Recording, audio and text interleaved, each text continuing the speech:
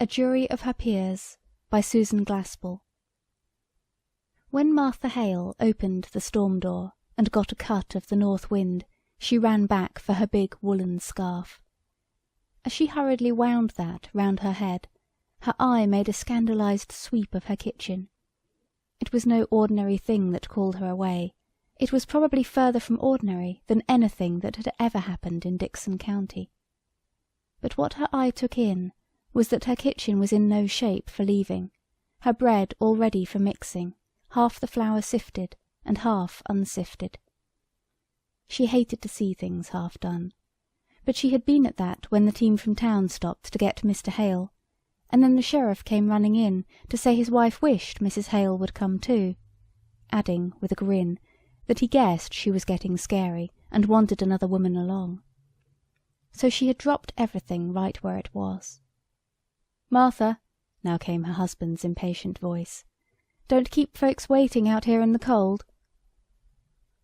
She again opened the storm door, and this time joined the 3 men and the 1 woman waiting for her in the big 2-seated buggy.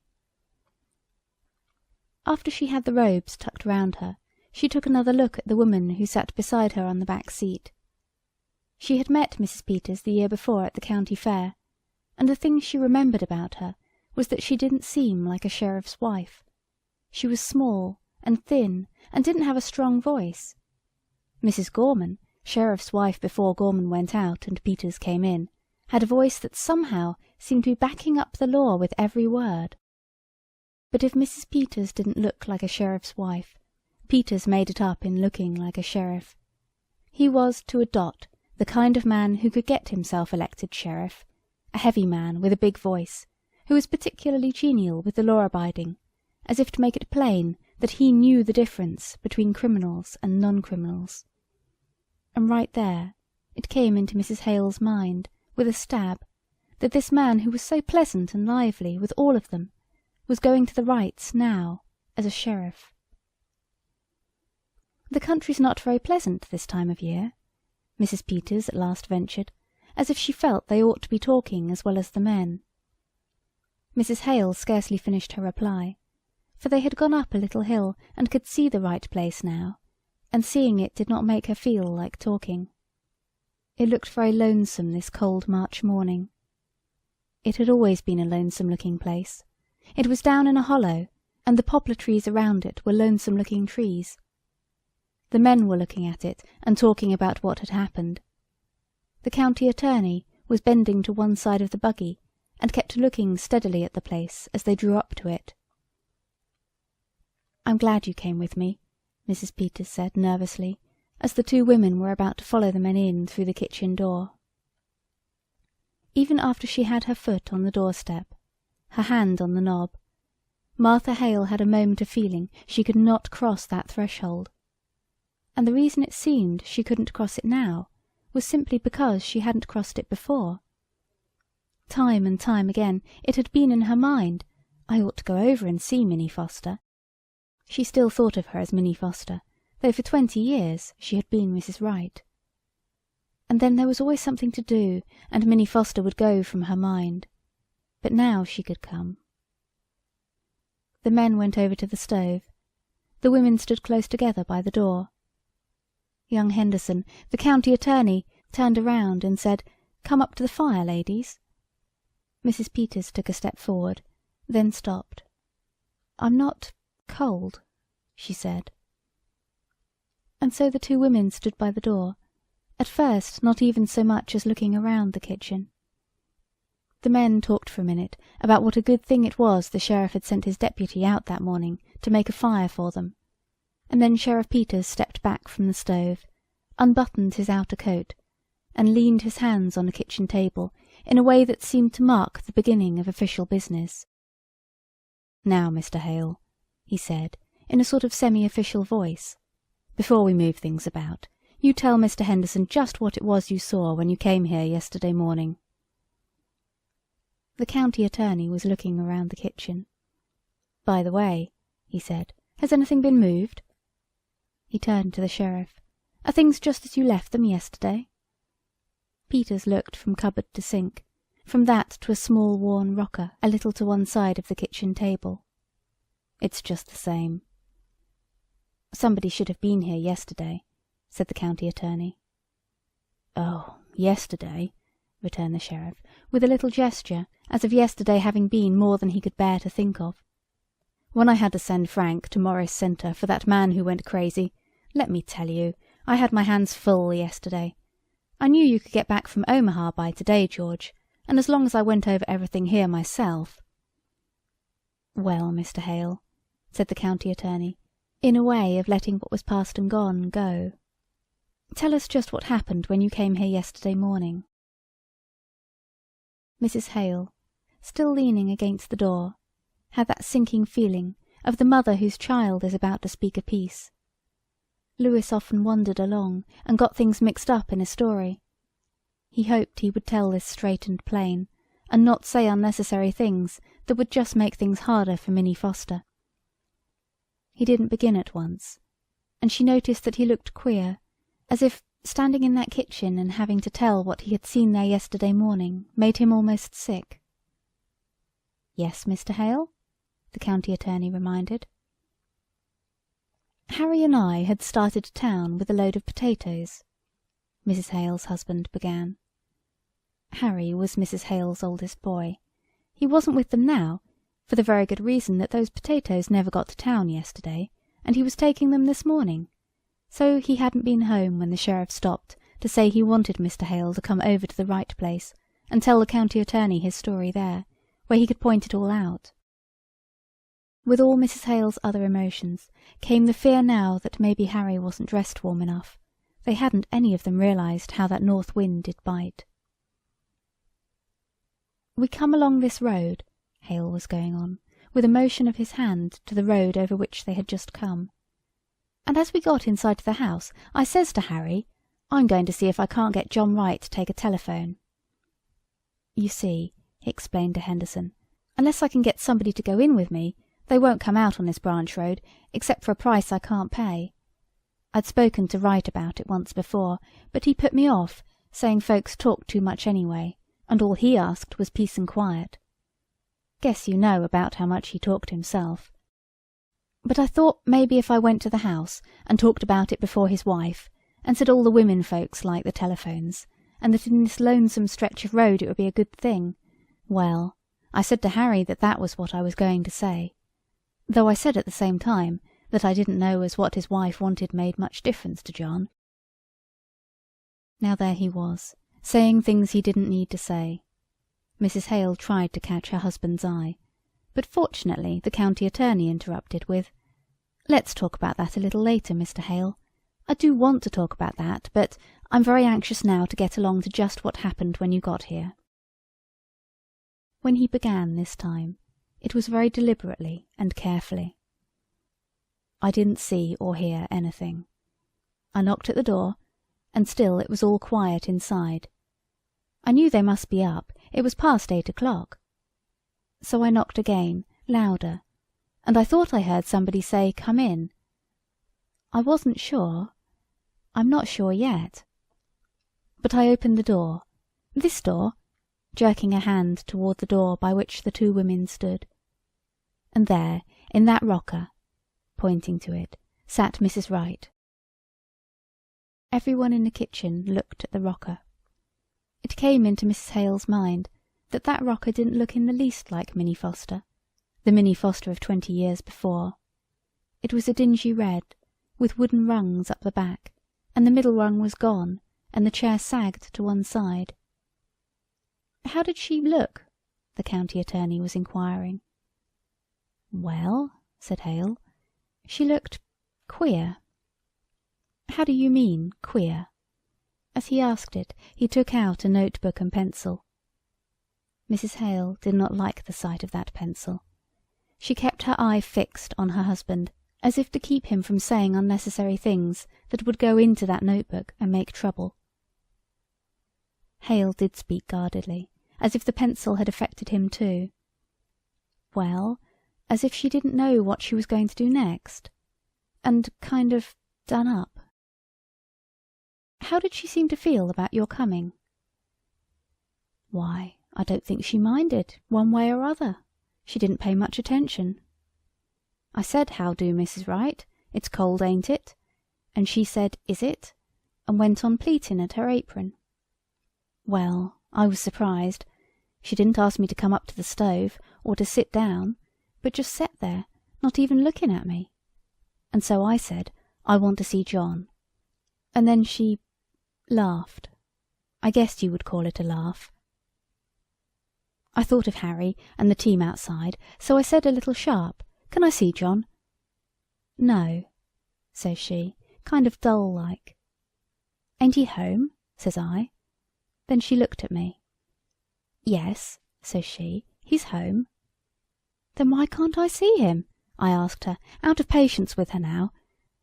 "'Cause he's dead," says she, just as quiet and dull, and fell to pleat in her apron. "Dead?" says I, like you do when you can't take in what you've heard. She just nodded her head, not getting a bit excited, but rocking back and forth. "Why, where is he?" says I, not knowing what to say. She just pointed upstairs like this, pointing to the room above.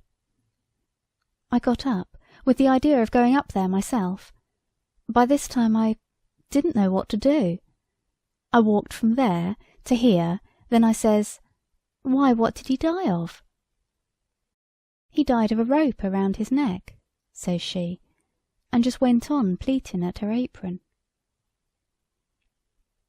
Hale stopped speaking, and stood staring at the rocker, as if he were still seeing the woman who had sat there the morning before. Nobody spoke. It was as if everyone was seeing the woman who had sat there the morning before. "And what did you do then?" The county attorney at last broke the silence. "I went out and called Harry. I thought I might need help. I got Harry in and we went upstairs." His voice fell almost to a whisper. There he was, lying over the... "I think I'd rather have you go into that upstairs," the county attorney interrupted, "where you can point it all out. Just go on now with the rest of the story." "Well, my first thought was to get that rope off. It looked..." He stopped, his face twitching. "But Harry, he went up to him, and he said, 'No, he's dead all right, and we'd better not touch anything.' So we went downstairs." She was still sitting that same way. "Has anybody been notified?" I asked. "No," says she, unconcerned. "Who did this, Mrs. Wright?" said Harry. He said it businesslike, and she stopped pleating at her apron. "I don't know," she says. "You don't know?" says Harry. "Weren't you sleeping in the bed with him?" "Yes," says she, "but I was on the inside." "Somebody slipped a rope round his neck and strangled him, and you didn't wake up?" says Harry. "I didn't wake up," she said after him. We may have looked as if we didn't see how that could be, for after a minute she said, "I sleep sound." Harry was going to ask her more questions, but I said maybe that weren't our business, maybe we ought to let her tell her story first to the coroner or the sheriff. So Harry went as fast as he could over to High Road, the Rivers place, where there's a telephone. "And what did she do when she knew you had gone for the coroner?" The attorney got his pencil in his hand, all ready for writing. "She moved from that chair to this one over here," Hale pointed to a small chair in the corner, "and just sat there with her hands held together and looking down. I got a feeling that I ought to make some conversation, so I said I had come in to see if John wanted to put in a telephone. And at that she started to laugh, and then she stopped and looked at me, scared." At the sound of a moving pencil, the man who was telling the story looked up. "I dunno, maybe it wasn't scared," he hastened. "I wouldn't like to say it was." Soon Harry got back, and then Dr. Lloyd came, and you, Mr. Peters, and so I guess that's all I know that you don't. He said that last with relief, and moved a little, as if relaxing. Everyone moved a little. The county attorney walked toward the stair door. "I guess we go upstairs first, then out to the barn and around there." He paused and looked around the kitchen. "You're convinced there was nothing important here?" he asked the sheriff. "Nothing that would point to any motive?" The sheriff, too, looked all around, as if to reconvince himself. "Nothing here but kitchen things," he said, with a little laugh for the insignificance of kitchen things.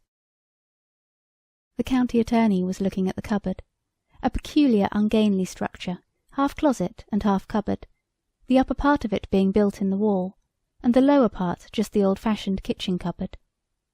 As if its queerness attracted him, he got a chair and opened the upper part and looked in. After a moment he drew his hand away, sticky. "Here's a nice mess," he said resentfully. The two women had drawn nearer, and now the sheriff's wife spoke. "Oh, her fruit," she said, looking to Mrs. Hale for sympathetic understanding. She turned back to the county attorney and explained. "She worried about that when it turned so cold last night. She said the fire would go out and her jars might burst." Mrs. Peters' husband broke into a laugh. "Well, can you beat the woman? Held for murder and worrying about her preserves." The young attorney set his lips. "I guess before we're through with her, she may have something more serious than preserves to worry about." "Oh well," said Mrs. Hale's husband with good-natured superiority. "Women are used to worrying over trifles." The two women moved a little closer together. Neither of them spoke. The county attorney seemed suddenly to remember his manners and think of his future. "And yet," said he, with the gallantry of a young politician, "for all their worries, what would we do without the ladies?" The women did not speak, did not unbend. He went to the sink and began washing his hands. He turned to wipe them on the roller towel, whirled it for a cleaner place. "Dirty towels. Not much for a housekeeper, would you say, ladies?" He kicked his foot against some dirty pans under the sink.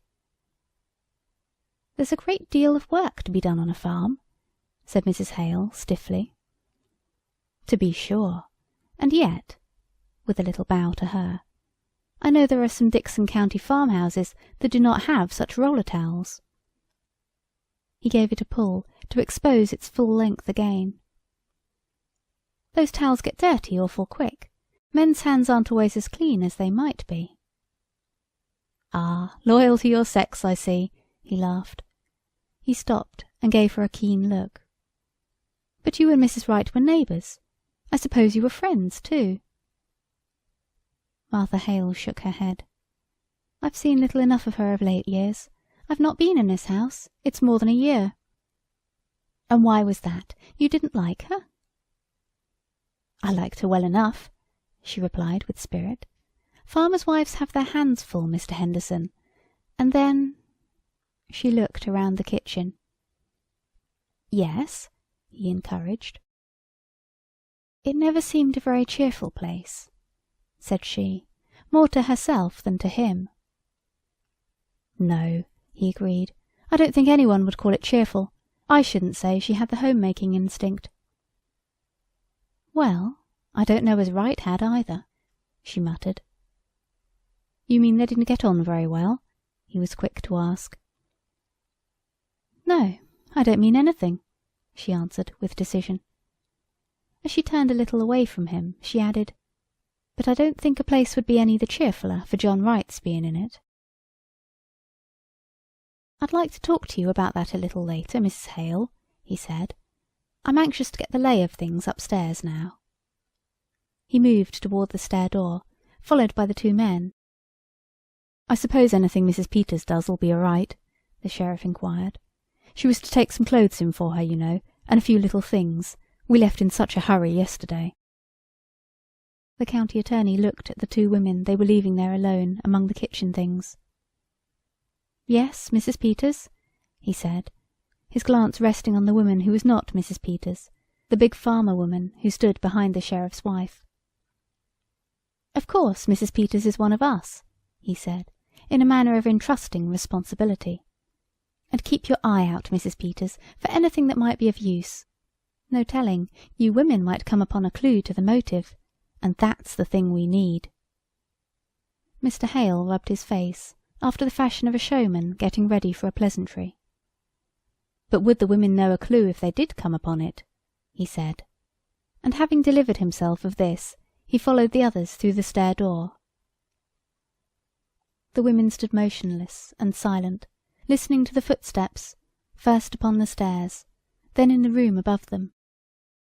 Then, as if releasing herself from something strange, Mrs. Hale began to arrange the dirty pans under the sink, which the county attorney's disdainful push at the foot had deranged. "I'd hate to have men coming into my kitchen," she said testily, "snooping round and criticising." "Of course it's no more than their duty," said the sheriff's wife, in her manner of timid acquiescence. "Duty's all right," replied Mrs. Hale bluffly, "but I guess that deputy sheriff that come out to make the fire might have got a little of this on." She gave the roller towel a pull. "Wish I'd thought of that sooner. Seems mean to talk about her for not having things slicked up when she had to come away in such a hurry." She looked around the kitchen. Certainly it was not slicked up. Her eye was held by a bucket of sugar on a low shelf. The cover was off the wooden bucket, and beside it was a paper bag, half full. Mrs. Hale moved toward it.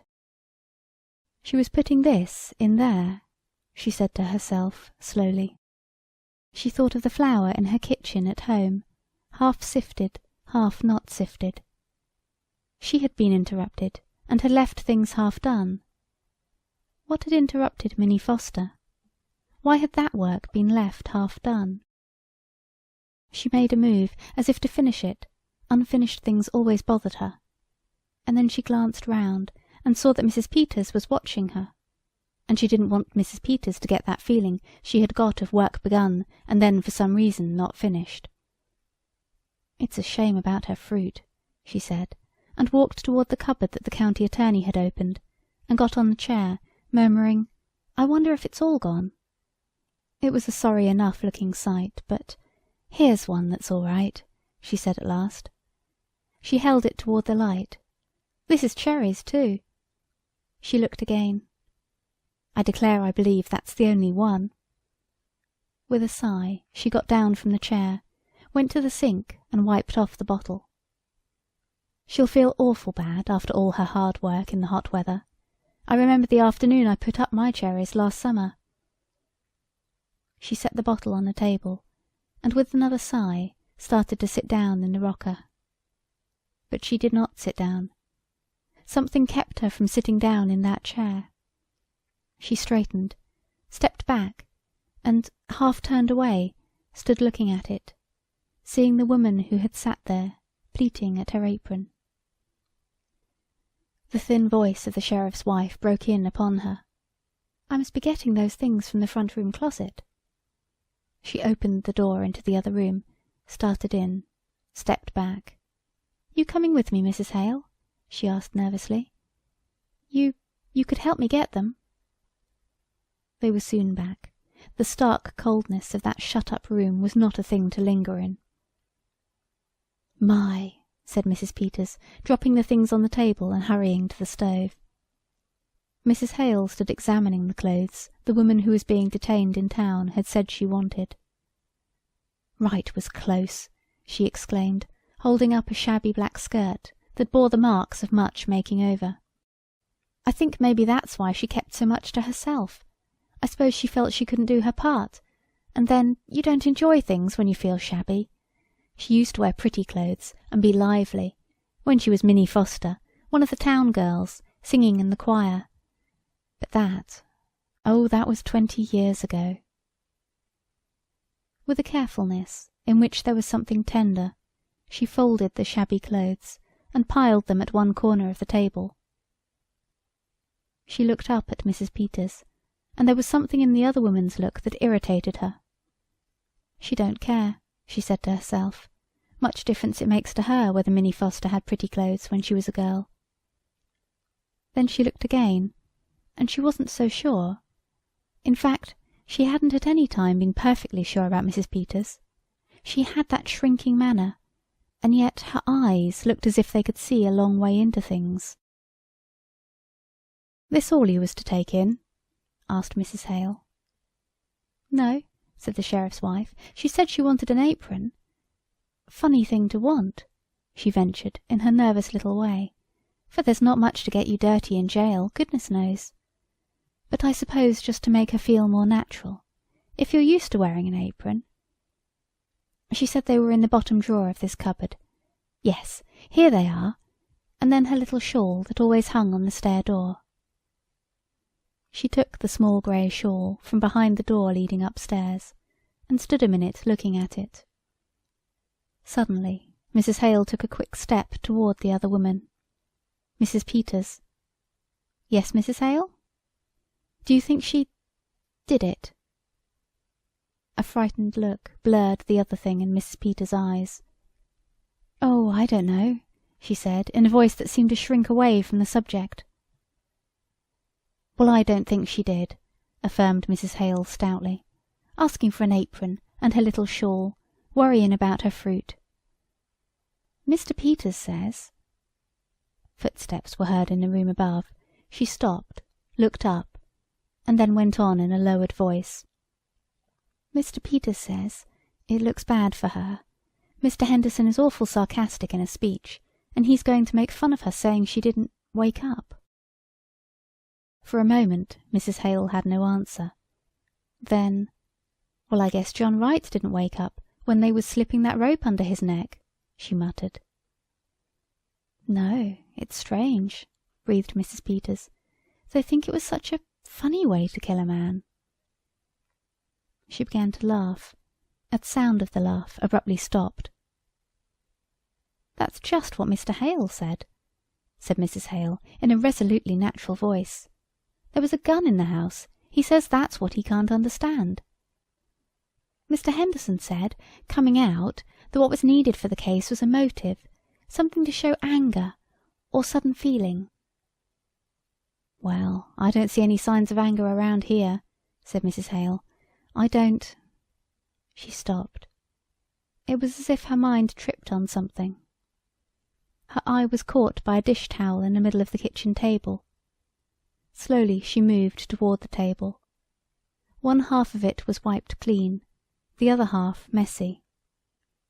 Her eyes made a slow, almost unwilling turn to the bucket of sugar and the half-empty bag beside it. Things begun, and not finished. After a moment she stepped back, and said in that manner of releasing herself, "Wonder how they're finding things upstairs. I hope she had it a little more read up there. You know—" She paused, and feeling gathered. "It seems kind of sneaking, locking her up in town and coming out here to get her own house to turn against her." "But Mrs. Hale," said the sheriff's wife, "the law is the law."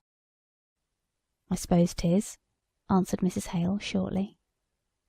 She turned to the stove, saying something about that fire not being much to brag of.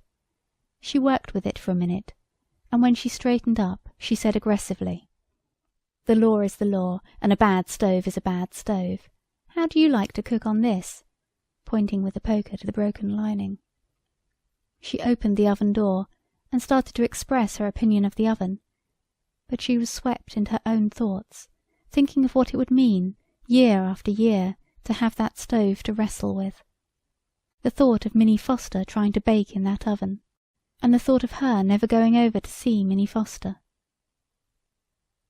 She was startled by hearing Mrs. Peters say, "A person gets discouraged and loses heart." The sheriff's wife had looked from the stove to the sink, to the pail of water which had been carried in from outside. The two women stood there silent, above them the footsteps of the men who were looking for evidence against the woman who had worked in that kitchen. That look of seeing into things, of seeing through a thing to something else, was in the eyes of the sheriff's wife now. When Mrs. Hale next spoke to her, it was gently. "Better loosen up your things, Mrs. Peters. We'll not feel them when we go out." Mrs. Peters went to the back of the room to hang up the fur tippet she was wearing. A moment later she exclaimed, "Why, she was piecing a quilt," and held up a large sewing basket piled high with quilt pieces. Mrs. Hale spread some of the blocks on a table. "It's log cabin pattern," she said, putting several of them together. "Pretty, isn't it?" They were so engaged with the quilt that they did not hear the footsteps on the stairs. Just as the stair door opened, Mrs. Hale was saying, "Do you suppose she was going to quilt it or just knot it?" The sheriff threw up his hands. "They wonder whether she was going to quilt it or just knot it." There was a laugh for the ways of women, a warming of hands over the stove, and then the county attorney said briskly, "Well, let's go right out to the barn and get that cleared up." "I don't see as there's anything so strange," Mrs. Hale said resentfully, after the outside door had closed on the three men. "Our taking up our time with little things while we're waiting for them to get the evidence. I don't see as it's anything to laugh about." "Of course they've got awful important things on their minds," said the sheriff's wife apologetically. They returned to an inspection of the block for the quilt. Mrs. Hale was looking at the fine, even sewing, and preoccupied with thoughts of the woman who had done that sewing, when she heard the sheriff's wife say, in a queer tone, "Why, look at this one." She turned to take the block held out to her. "The sewing," said Mrs. Peters, in a troubled way. "All the rest of them have been so nice and even. But this one, why, it looks as if she didn't know what she was about." Their eyes met. Something flashed to life, passed between them. Then, as if with an effort, they seemed to pull away from each other. A moment Mrs. Hale sat there, her hands folded over that sewing, which was so unlike all the rest of the sewing. Then she had pulled a knot and drawn the threads. "Oh, what are you doing, Mrs. Hale?" asked the sheriff's wife, startled. "Just pulling out a stitch or two that's not sewed very good," said Mrs. Hale mildly. "I don't think we ought to touch things," Mrs. Peters said, a little helplessly. "I'll just finish up this end," answered Mrs. Hale, still in that mild, matter-of-fact fashion. She threaded a needle and started to replace bad sewing with good. For a little while she sewed in silence. Then, in that thin, timid voice, she heard, "Mrs. Hale?" "Yes, Mrs. Peters." "What do you suppose she was so nervous about?" "Oh, I don't know," said Mrs. Hale, as if dismissing a thing not important enough to spend much time on. "I don't know as she was nervous. I sew awful queer sometimes when I'm just tired." She cut a thread, and out of the corner of her eye looked up at Mrs. Peters. The small, lean face of the sheriff's wife seemed to have tightened up. Her eyes had that look of peering into something.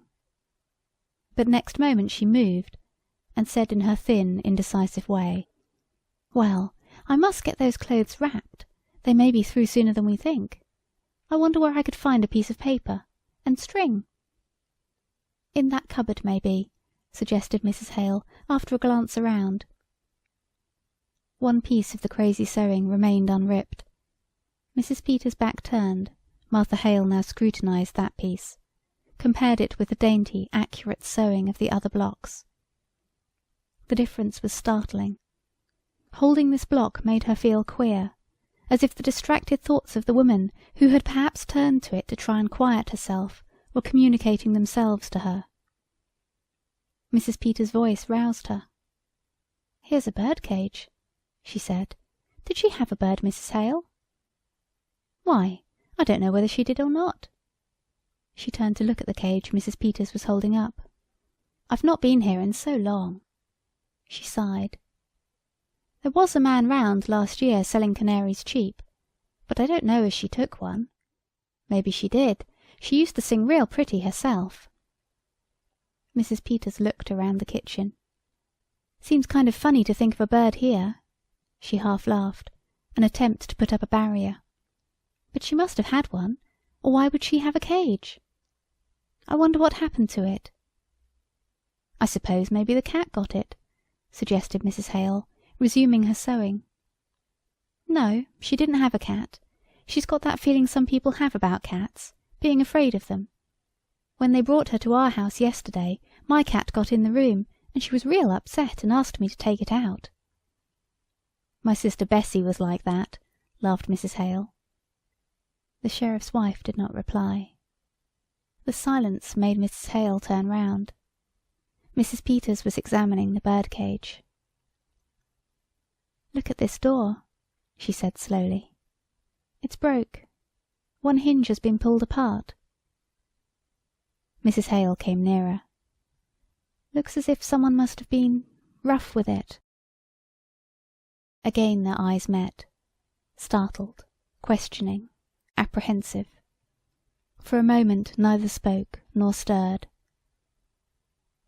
Then Mrs. Hale, turning away, said briskly, "If they're going to find any evidence, I wish they'd be about it. I don't like this place." "But I'm awful glad you came with me, Mrs. Hale." Mrs. Peters put the birdcage on the table and sat down. "It would be lonesome for me, sitting here alone." "Yes, it would, wouldn't it?" agreed Mrs. Hale, a certain determined naturalness in her voice. She had picked up the sewing, but now it dropped in her lap, and she murmured in a different voice, "But I tell you what I do wish, Mrs. Peters. I wish I had come over here sometimes when she was here. I wish I had." "But of course you were awful busy, Mrs. Hale. Your house and your children." "I could have come," retorted Mrs. Hale shortly. "I stayed away because it weren't cheerful. And that's why I ought to have come. She looked around. "I've never liked this place. Maybe because it's down in a hollow and you don't see the road. I don't know what it is, but it's a lonesome place and always was. I wish I had come over to see Minnie Foster sometimes. I can see now." She did not put it into words. "Well, you mustn't reproach yourself," counselled Mrs. Peters. "Sometimes we just don't see how it is with other folks till something comes up." "Not having children makes less work," mused Mrs. Hale after a silence. "But it makes a quiet house, and Wright out to work all day, and no company when he did come in. Did you know John Wright, Mrs. Peters?" "Not to know him. I've seen him in town. They say he was a good man." "Yes, good," conceded John Wright's neighbour grimly. "He didn't drink and kept his word as well as most, I guess, and paid his debts. But he was a hard man, Mrs. Peters, just to pass the time of day with him." She stopped, shivered a little, like a raw wind that gets to the bone. Her eye fell upon the cage on the table before her, and she added almost bitterly, "I should think she would have wanted a bird." Suddenly she leaned forward, looking intently at the cage. "But what do you suppose went wrong with it?" "I don't know," returned Mrs. Peters, "unless it got sick and died." But after she said it she reached over and swung the broken door. Both women watched as if somehow held by it. "You didn't know her?" Mrs. Hale asked, a gentler note in her voice. "Not till they brought her yesterday," said the sheriff's wife. Come to think of it, she was kind of like a bird herself, real sweet and pretty, but kind of timid and fluttery. How she did change." That held her for a long time. Finally, as if struck with a happy thought, and relieved to get back to everyday things, she exclaimed, "Tell you what, Mrs. Peters, why don't you take the quilt in with you? It might take up her mind." "Why, I think that's a real nice idea, Mrs. Hale," agreed the sheriff's wife, as if she too were glad to come into the atmosphere of a simple kindness. "There couldn't possibly be any objection to that, could there? Now, just what will I take? I wonder if her patches are in here, and her other things." They turned to the sewing basket. "Here's some red," said Mrs. Hale, bringing out a roll of cloth. Underneath that was a box. "Here, maybe her scissors are in here, and her things." She held it up. "What a pretty box! I'll warrant that was something she had a long time ago, when she was a girl." She held it in her hand a moment. Then, with a little sigh, opened it. Instantly her hand went to her nose. "Why—" Mrs. Peters drew nearer, then turned away. "There's something wrapped up in this piece of silk," faltered Mrs. Hale. "This isn't her scissors," said Mrs. Peters in a shrinking voice. Her hand not steady, Mrs. Hale raised the piece of silk. "Oh, Mrs. Peters!" she cried. "It's—" Mrs. Peters bent closer. "It's the bird," she whispered. "But Mrs. Peters," cried Mrs. Hale, "look at it! Its neck! Look at its neck! It's all other side too!" She held the box away from her. The sheriff's wife again bent in closer. "Somebody wrung its neck," said she, in a voice that was slow and deep. And then again the eyes of the two women met, this time clung together in a look of dawning comprehension, of growing horror. Mrs. Peters looked from the dead bird to the broken door of the cage. Again their eyes met. And just then there was a sound at the outside door. Mrs. Hale slipped the box under the quilt pieces in the basket and sank into the chair before it. Mrs. Peters stood holding the table. The county attorney and the sheriff came in from outside. "Well, ladies," said the county attorney, as one turning from serious things to little pleasantries, "have you decided whether she was going to quilt it or not it?" "We think," began the sheriff's wife in a flurried voice, "that she was going to not it." He was too preoccupied to notice the change that came in her voice on that last. "Well, that's very interesting, I'm sure," he said tolerantly. He caught sight of the bird cage. "Has the bird flown?" "We think the cat got it," said Mrs. Hale in a voice curiously even. He was walking up and down, as if thinking something out. "Is there a cat?" he asked absently. Mrs. Hale shot a look up at the sheriff's wife. "Well, not now," said Mrs. Peters. "They're superstitious, you know. They leave." She sank into her chair. The county attorney did not heed her. "No sign at all of anyone having come in from the outside," he said to Peters, in the manner of continuing an interrupted conversation. "Their own rope. Now, let's go upstairs again and go over it piece by piece. It would have to have been someone who knew just the—" The stair door closed behind them, and their voices were lost. The two women sat motionless, not looking at each other, but as if peering into something, and at the same time holding back. When they spoke now, it was as if they were afraid of what they were saying, but as if they could not help saying it. "She liked the bird," said Martha Hale, low and slowly. "She was going to bury it in that pretty box." "When I was a girl," said Mrs. Peters under her breath, "my kitten, there was a boy took a hatchet, and before my eyes, before I could get there—" She covered her face an instant. "If they hadn't held me back, I would have—" She caught herself, looked upstairs where footsteps were heard, and finished weakly, "Hurt him." Then they sat without speaking or moving. "I wonder how it would seem," Mrs. Hale at last began, as if feeling her way over strange ground, "never to have had any children around."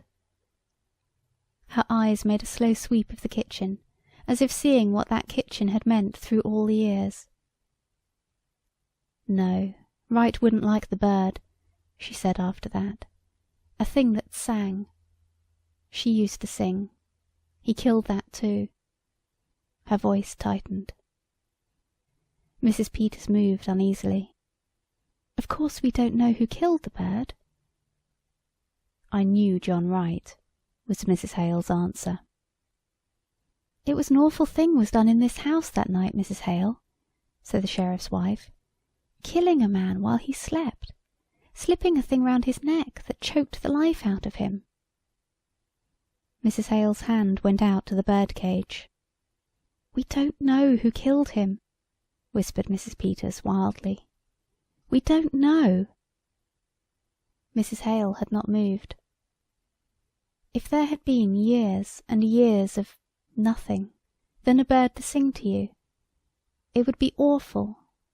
Still, after the bird was still. It was as if something within her, not herself, had spoken, and it found in Mrs. Peters something she did not know as herself.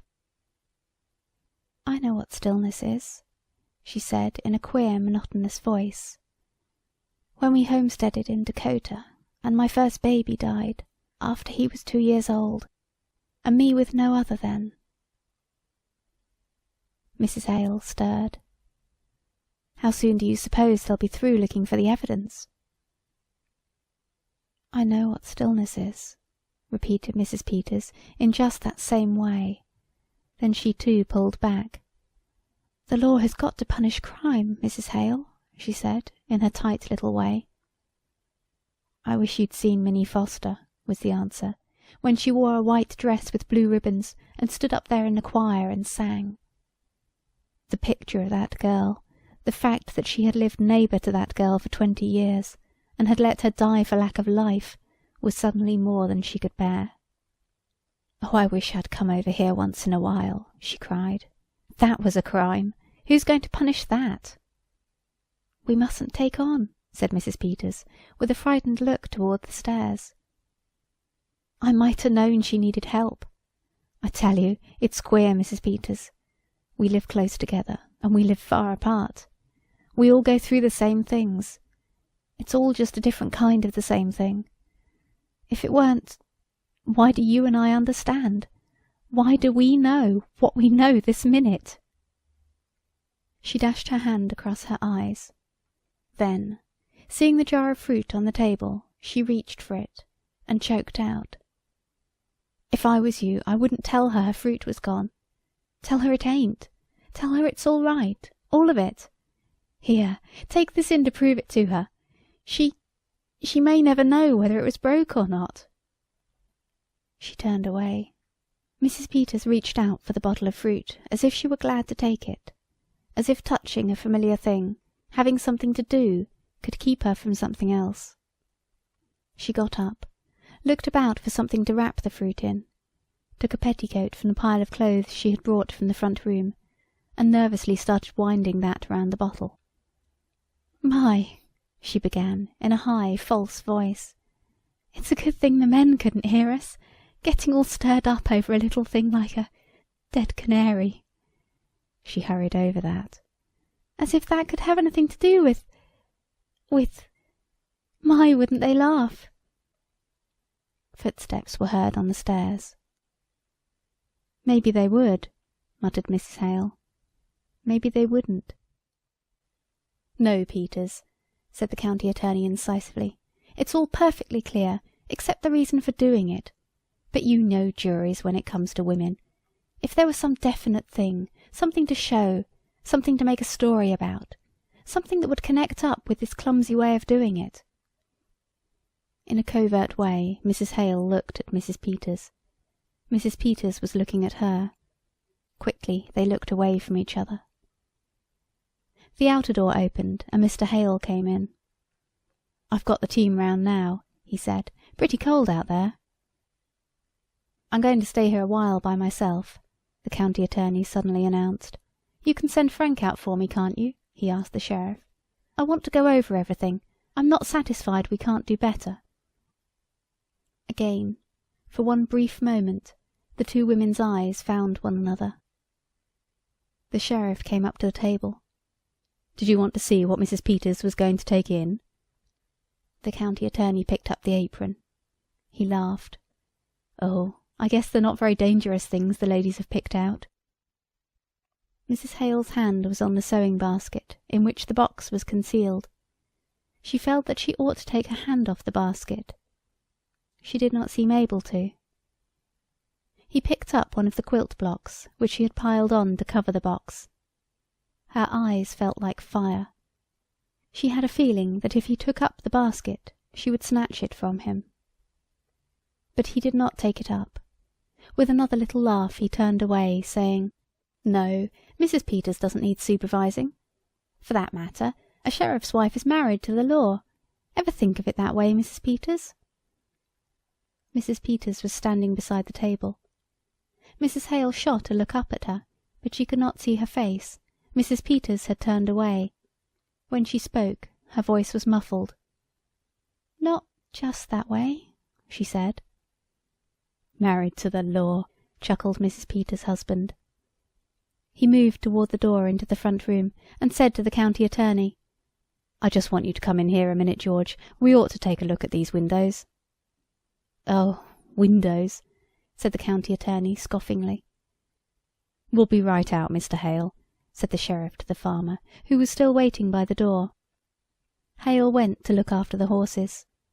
The sheriff followed the county attorney into the other room.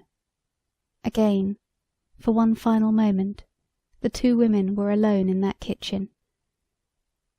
Martha Hale sprang up, her hands tight together, looking at that other woman with whom it rested. At first she could not see her eyes, for the sheriff's wife had not turned back since she had turned away at that suggestion of being married to the law. But now Mrs. Hale made her turn back. Her eyes made her turn back.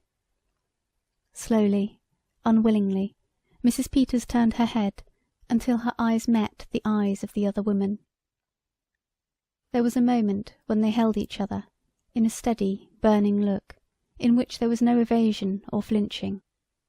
Then Martha Hale's eyes pointed the way to the basket, in which was hidden the thing that would make certain the conviction of the other woman, that woman who was not there, and yet who had been there with them all through that hour. For a moment Mrs. Peters did not move. And then she did it. With a rush forward, she threw back the quilt pieces, got the box, tried to put it in her handbag. It was too big. Desperately she opened it, started to take the bird out. But there she broke. She could not touch the bird. She stood there, helpless, foolish. There was the sound of a knob turning in the inner door.